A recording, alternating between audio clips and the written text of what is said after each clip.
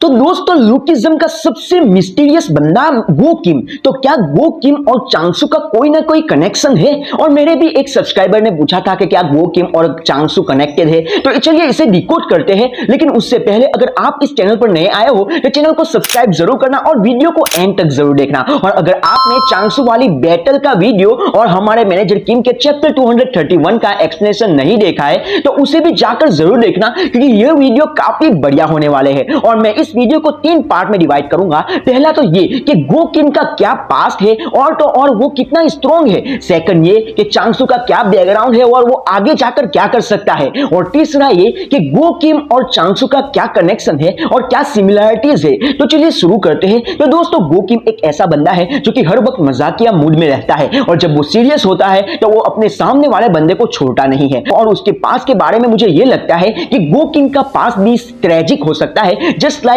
हमारे typical lookism के हर एक कैरेक्टर का पास होता है। और हमने देखा है विंजिन के बारे में, सियोंजी युग के बारे में कि उनका पास काफी ज्यादा दर्दनाक था। और अभी हमने मैनेजर किम के चैप्टर 230 में भी देखा और जहां पर डूम का पास भी काफी ज्यादा ट्रेजिक था और उसने अपने भाई को खो दिया था। तो इसलिए मुझे लगता है कि गो किम ने अपने पास में अपने फैमिली के मेंबर्स को खोया होगा या फिर अपने पूरी फैमिली खो दी होगी, और उसके बाद वो अकेला रहा हो और उसको अपने सर्वाइवल के लिए पैसे की जरूरत होगी। और तब उसे पता चला होगा कि पैसे कितने इंपॉर्टेंट है, इसीलिए वो बंदा पैसों को इतना ज्यादा इंपॉर्टेंस देता है। और हमने बुसान आर्क में देखा था जहां पर हमारे डैनियल पार्क ने गो किम को पूछा था कि क्या तुम कीते किम के अंडर काम कर रहे हो, लेकिन गो किम ने रिप्लाई दिया था कि नहीं, मैं अपने पाथ पर चल रहा हूं, जहां पर मुझे पैसे मिलेंगे वहां पर मैं काम करूंगा। सो आई मीन यहां पर गो किम का अपना खुद एक पाथ है और वो पैसों के लिए कुछ भी कर सकता है, वो ऐसा बोलता है। लेकिन ये बात सही नहीं है, मैं इसको प्रूव करके बताऊंगा। तो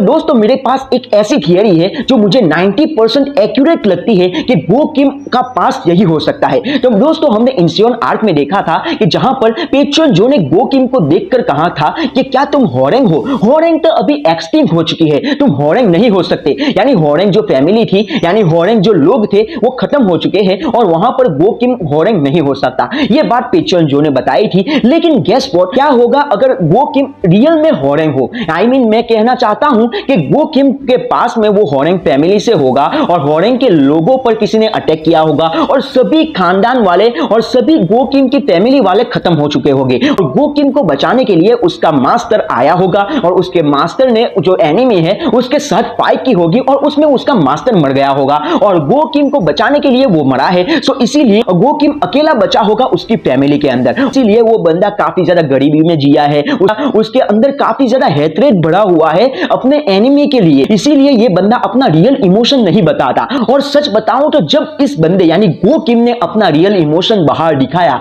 तो सच में सामने वाले जो भी बंदा होगा उसकी फटकर हाथ में आ जाएगी, क्योंकि गो किम ने सच में काफी ज्यादा रिवेंज और हेट्रेड उसके दिल में बढ़ा है, ये मुझे लगता है, क्योंकि उसकी पूरी फैमिली को किसी ने मार दिया होगा। और ये बंदा मुझे 100% या 99% लग रहा है कि ये बंदा होरेंग हो सकता है। और इसीलिए उसको अपने आप पर काफी ज्यादा कॉन्फिडेंस है और वो बंदा काफी ज्यादा टैलेंटेड है। और अगर आपको ये लगता है कि गो किम काफी ज्यादा इमोशनल बंदा नहीं है, तो मैं बता दूं कि अगर गो किम इमोशनल बंदा नहीं होता तो वो सैमुअल सीईओ को फर्स्ट एफिलिएट आर्क में बचाने नहीं जाता और बेसमेंट हल्क से फाइट नहीं करता। और दूसरी बात ये रही कि अगर गो किम होरेंग नहीं है और उसने अपने मास्टर को खुद मारा है तो वो बंदा इंसियोन आर्क में क्यों आता, होरेंग स्वॉर्ड को लेने क्यों आता? और अगर ऐसा ही होता तो गो किम को होरेंग स्वॉर्ड से क्या ही मतलब होगा? आई मीन ये चीज मेरी थियरी को काफी ज्यादा एक्यूरेट बनाती है और इसीलिए वो किम इंसियोन गया था और पेचुन जो को मारा और वहां से होरेंग स्वॉर्ड ले ली। तो ये थियरी काफी ज्यादा एक्यूरेट लगती है। और आपको क्या लगता है वो कमेंट सेक्शन में मुझे जरूर बताना। और अब बारी आती है तो आखिर गो किम कितना स्ट्रांग है। तो अर्ली लुकिज्म में गो किम ने खुद बताया था जब भी मैं मूनलाइट स्वॉर्ड स्किल यूज करता हूं तो हर बार जब मैं यूज करता हूं तब उसकी स्पीड बढ़ती रहती है। और हमने इंसियोन आर्क में भी देखा जहां पर गो किम का सामना पेचुन जो के साथ हुआ था और जहां पर गो किम ने पेचुन जो को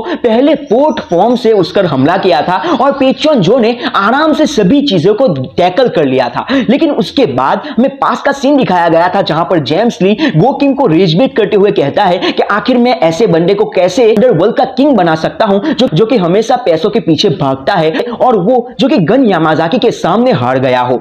और इसके बाद गो किम ने सिर्फ आधे घंटे तक ट्रेनिंग की और उसने 50 फॉर्म तक इन्वेंट कर दिए। और हमने देखा कि उसने फिफ्थ फॉर्म जब यूज किया तब पेचोनजो के एल लग गए थे और उसने लिटरली पेचोनजो को खत्म कर दिया था और पेचोनजो को बचाने के लिए उसके लोग आ गए थे। मेरा कहने का मतलब यही है कि गो किम की स्वॉर्ड स्किल काफी बढ़िया है और अभी तक उसने अपने 50 फॉर्म की पावर नहीं दिखाई है। अब जस्ट इमेजिन कि गो किम की जो फर्स्ट फॉर्म है उसकी स्पीड 2 है, तो अगर वो 50 फॉर्म यूज करेगा तो 50 मल्टीप्लाई बाई 2 तो उसकी स्पीड 100 हो जाएगी।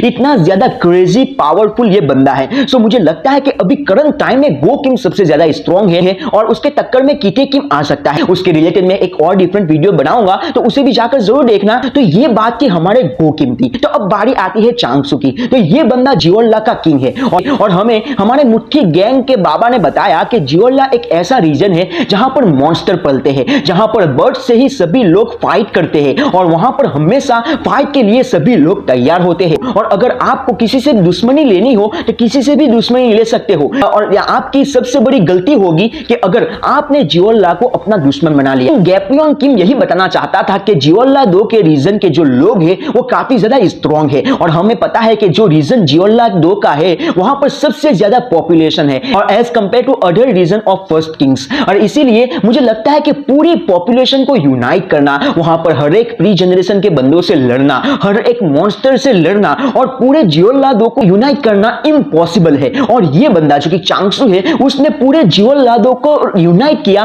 और अभी उस पर राज कर रहा है। यानी चांगसू कोई वीक बंदा नहीं है, कोई एरा गहरा बंदा नहीं है जो कि आराम से किसी के सामने हार जाए। इसीलिए मुझे लगता है कि चांगसू काफी ज्यादा स्ट्रॉन्ग है और उसका पास भी काफी ज्यादा ट्रेजिक हो सकता है, जहां पर जस्ट लाइक एली उसने भी अपनी वाइफ को खो दिया हो या फिर उसके दूसरे बच्चों को खो दिया हो या फिर कुछ भी ऐसा हो सकता है और इसी वजह से ये बंदा इतना ज्यादा क्रूरलिटी दिखाता है और जेम्स ली के अंदर काम कर रहा है और जेम्स ली के पास कोई ना कोई उसकी कमजोरी जरूर होगी। इसीलिए जियोल्ला 2 का जो किंग है वो उसके लिए काम कर रहा है और वो बंदा लिटरली मुझे पता है कि वो बंदा यह नहीं चाहता कि वो सेकंड जनरेशन के बंदों के साथ लड़े। यानी वो बंदा इन बच्चों के सामने लड़ना नहीं चाहता, क्योंकि हमने मेडियोक वाली फाइट में भी देखा था जहां पर चांगसू लिटरली मेडियोक को छोड़ देता है और कहता है कि मुझे उसको रिस्पेक्ट देनी चाहिए और इसीलिए वो बंदा रिस्पेक्ट देता है। और वो इमोशनली भी काफी बढ़िया बंदा है, क्योंकि वहां पर शियोंजी युग के ब्यूरियल के वक्त वहां पर उसने अपने बंदों को वहां पर भेजा था एज अ ब्यूरियल, वहां पर उसके रिस्पेक्ट के लिए अपने बंदों को भेजा और वहां पर उनका ऑरा काफी ज्यादा डिफरेंट था।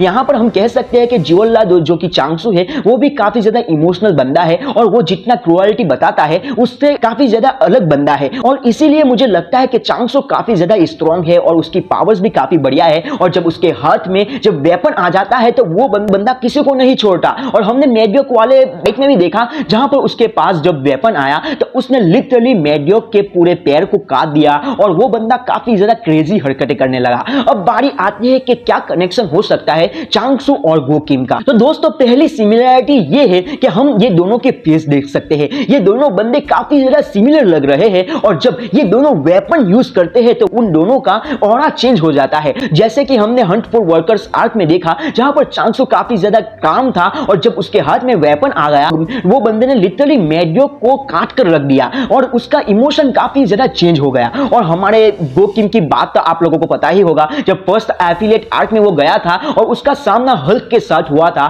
तो हल्क के सामने भी उसके पास जब हथियार आ गया था तो वो बंदा काफी ज्यादा क्रेजी हो चुका था और उस बंदे ने लिटरली हल्क के एक हाथ को काट दिया था। और जस्ट सिमिलर हम देख सकते हैं जब मेडियोक के पैर को चांगसू ने काटा था और उन दोनों के इमोशन सेम थे और दोनों के जो फेस एक्सप्रेशन भी सेम थे।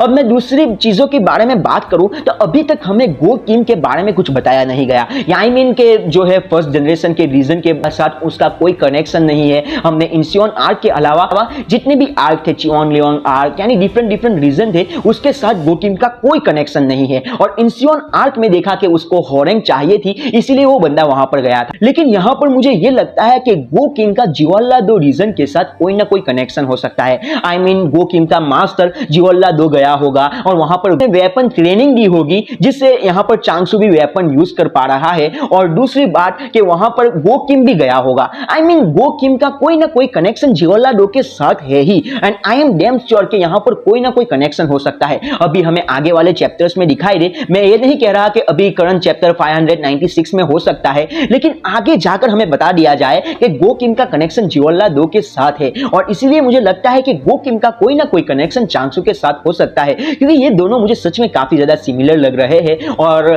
काफी ज्यादा खतरनाक भी है उन दोनों की वेपन मास्टरी। और अभी तक ग्लूकिज्म में कोई भी ऐसा कैरेक्टर अपीयर नहीं हुआ जो कि जिसके पास वेपन मास्टरी हो, यानी वेपन अच्छी तरीके से यूज कर रहा हो। और यहां पर हम चांगसू को देख सकते हैं जो कि काफी बढ़िया वेपन यूज कर रहा है। इसीलिए मुझे लगता है कि चांगसू और गो किम के अंदर काफी ज्यादा सिमिलरिटीज है और दोनों कनेक्टेड हो सकते हैं। और अगर आपको गो किम के लिए एक सेपरेट वीडियो चाहिए उसके पास के बारे में और आखिर क्या हो सकता है आगे जाकर, वो क्या कीके किम को धोखा देगा, वो सभी चीजें जाननी हो तो कमेंट सेक्शन में जरूर बताना कि आपको गो किम के पास के रिलेटेड वीडियो चाहिए। तो अभी मुझे लगता है कि यहां पर ये वीडियो खत्म करना चाहिए, क्योंकि ये वीडियो काफी बढ़िया और काफी लंबा रह चुका है। और अगर आपको ये वीडियो पसंद नहीं आया तो I am extremely sorry for that, और हो सके तो चैनल को सब्सक्राइब जरूर करना। And I am very thankful कि आपने यहां तक ये वीडियो देखा। सो मिलते हैं अगली वीडियो में, तब तक के लिए take care of yourself and keep rocking. This is Akira signing of.